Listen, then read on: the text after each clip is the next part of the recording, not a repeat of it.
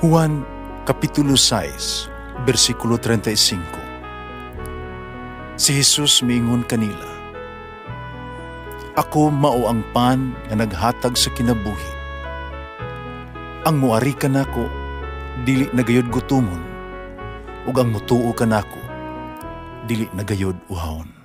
Ang mga puno Pan sa kinabuhi.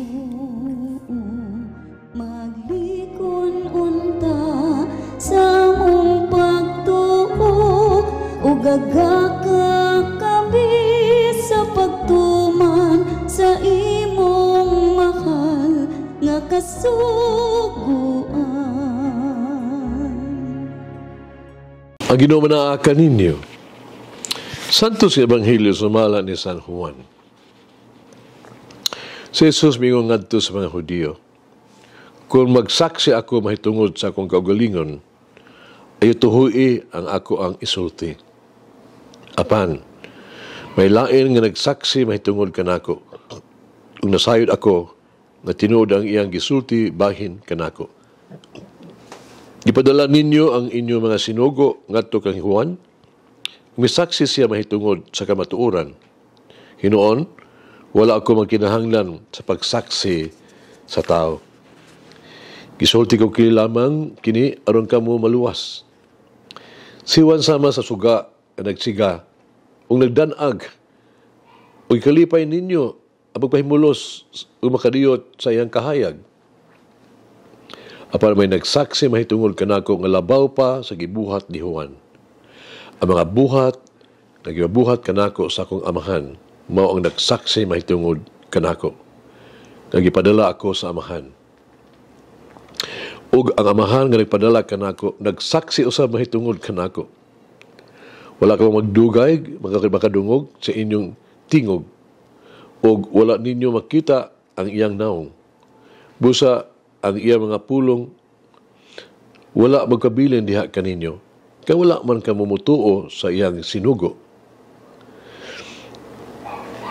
Nagtuon kamo sa kasulatan, kay gituhuan man ninyo na diha kanila makaplag kamo sa kinabuhing dayon. Ug sila mismo nagsaksi mahitungod kanako. Apan kamo dili buot mo ari kanako, aron unta makabaton kamo kinabuhi. Wala ako magkinahanglan nga daygon sa mga tao. Apan ako nasayod kaninyo. Nasayod ako nga wala kamo mahigugma sa Dios. Mianhi ako sa ngalan sa akong amahan. Wala ako ninyo dawata. Kung may muan hinuon sa iyang hinuong yung lamang kagulingong ngalan, dawaton ninyo siya.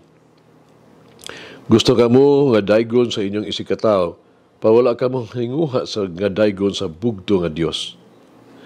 Busa unsaon man ninyo sa pagtuo. Apan ayaw ninyo hunahunaa, nga isumog ko kamo sa akong amahan.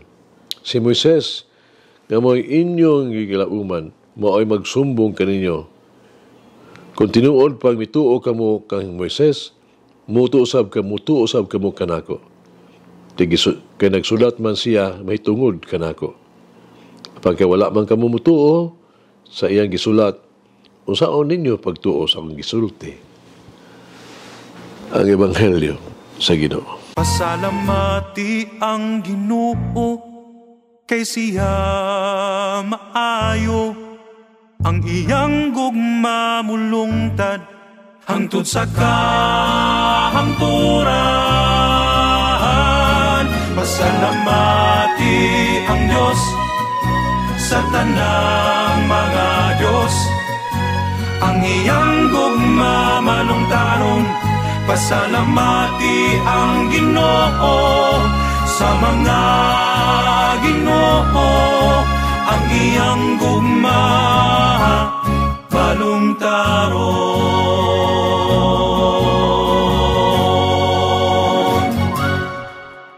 Ang pagtanaw adlaw-adlaw sa atong timeline, no, diha sa Facebook, mahimong ning maka-addict, no? Maningkamuta na sa pagpamalandong kung unsa ang makapadasig sa tuang sa atong kamot ba sa mag-surf, sige ba, pagka tudlog na pinagay sa itang bag-ong mga feeds. Sa yano kini ang ideya nga konektado sa mga tao, gitimbaya, ipamatud-an o gidayeg. Muna pamagi. Kini mao ang naghimo sa Facebook nga usa ka sikat kaayo nga kalingawan alang sa kadaghanan. Ano'y kinayahong kagutom ba sa tao ba alang sa kasikatan, hunger for popularity. Si Victor Hughes, mingon, ang tao mabuhi pinaagi sa pagmatuod, labo pa kay sa pan. No? Ang kinabuhi, makitaan ang kahulugan, ang kalipay o katuyuan kung ang usa mo bati nagpamatud-an, gihigugma o gimahal siya. Mao kana ang nagpalihok sa puwersa sulod sa mga tao kung nganong gibuhat nato ang ato ang gibuhat. Si Jesus nga tao sama kanato na kinabuhi usab gunangandoy usab og pagmahal o pagtagad. Apan alang kang Jesus, ang gugma o ang pag-uyon sa amahan maoy lamang ang iyang gikinahanglan aron makatutok siya sa iyang misyon dinhi sa yuta. Hangtod sa iyang kamatayon sa krus. Ikaw ang ako ang pumapaniya, ang pinangga akong anak. Kung kinsa ako malipay pag-ayo, maura kana ang gikinahanglan niyang madungog. Mao nga sa Ebanghelyo karong adlaw, si Jesus miingon, dili ako mudawat og pagdaig sa tao.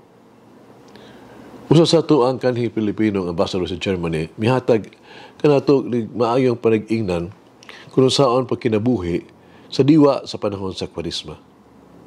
Usa sa iyang pamaagi, mao ang pagpuasa, mao ang paglikay sa pag-abli sa iyang Facebook account. Sugod sa Ash Wednesday, iya kining ablihan pag-usab sa Domingo na sa pagkabanhaw. Nakita nato nga lawom ang iyang espirituhanon nga mithi niining iyang gibuhat. Oo, kinahanglan nato nga ang gugma og pag-uyon o pagdawat sa uban. O kung wala kini, dili kita makinabuhing normal. Dili unta sila ang bugtong katuyuan sa ato ang pagpuyo. Kita maguol pag-ayo kon ang ubang mga tao dili ganahan kanato o dili muuyon kanato o gani magdumot kanato. Adunay labaw pa sa kinabuhi kaysa ni ana. O kana mao ang gugma sa Dios kanato. Ang walay kondisyon nga gugma sa Dios bisag wala kita gugma sa uban. Isip nga Kristohanon, himuha nga ato ang tumong sa kinabuhi nga mas may sama kang Jesus matag-adlaw. Paningkamot nga mahimong naong ni Jesus dinhi sa yuta aron makita nila ang naong nga imong gibuhat o gidayeg nila ang imong amahan sa langit. Mag-ampo kita. Maghumaong Diyos, ning panahon sa Kwaresma, tabangi kami nga itutok namang amuha mga mata sa imong anak, si Jesus. Ubukas sa among kasing-kasing sa pagsunod sa iyang mga panag-ingnan. Tabangi kami nga mutubo nga mas ligon pinaagi sa pagkat-on sa pag-ingon, dili sa mga sala o sa amuha mga kasaypanan. Tabangi kami sa paggahin og dugang panahon sa pag-ampo, pagigsulti, pamuminaw kanimo. Tabangi kami nga makita ang pananginahanglan sa uban, ipaambit kung unsa ang naa kanamo sa makabus, gutom, walay puloy-anan. Kini pangayo diha ni Kristo among Ginoo. Amen. Mama Mary, intercede for me that my heart may be always open to the love and mercy of the Lord. Manangin ang Diyos mga gawang sa tanan, Ama, Anak, Espiritu Santo. Amen. May the Lord of the divine mercy bless us all, heal us from all diseases and suffering.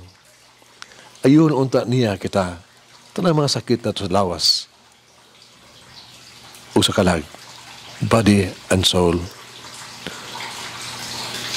In the name of the Father, the Son, and of the Holy Spirit. Jesus, I trust in you. Amen. Whoever eats the bread of life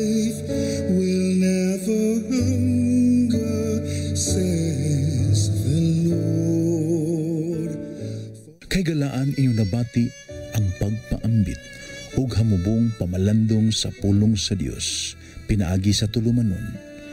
Pan sa kinabuhi nga gidumala ni Monsignor Daddy Silva. Hangtod na usab sa sunod higayon, daghang salamat. The bread of life.